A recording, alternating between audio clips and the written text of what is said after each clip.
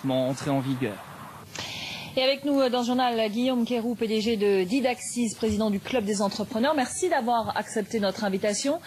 J'aimerais que vous nous livriez votre réaction à la démarche du gouvernement aux mesures annoncées aujourd'hui.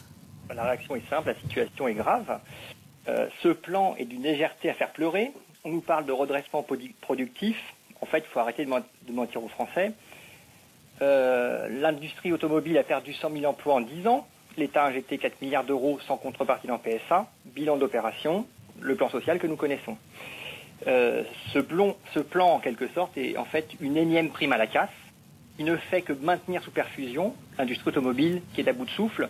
Et finalement, augmenter le bonus-malus sur les véhicules électriques et hybrides, c'est en fait privilégier les marques étrangères implantées en France au détriment des constructeurs français que nous sommes censés aider. Mais pourtant, c'est quand même un bonus qui est sous condition, à condition qu'on fabrique en France. Il y a quand même des conditions, justement pour s'assurer la fabrication en France. Non, on a touché le fond. Au lieu de mettre le paquet sur la recherche, sur la technologie, sur la conquête du marché mondial, le crédit d'impôt, une nouvelle fois, ce sont les salariés les plus fragiles et les PME sous-traitantes qui seront les dindons de la farce. Il existe effectivement des solutions. On a parlé d'autopartage, de l'hybride essence, et non pas forcément diesel, l'électrique, le radioguidage depuis un smartphone, bref, tout un tas de services sur lesquels aucun investissement n'a été réalisé. Alors de quoi a besoin le secteur automobile? Qu'est-ce qu'il faudrait faire pour aider le secteur automobile selon vous? Il s'agit avant tout de penser aux emplois concernés.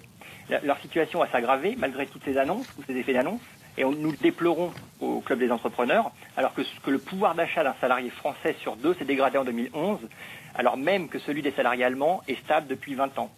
Donc au lieu d'aider PSA, finalement, on est en train d'enfoncer, de l'enfoncer en privilégiant les marques étrangères implantées en France. Merci Guillaume Quérou, merci d'avoir été avec nous en direct sur France 24.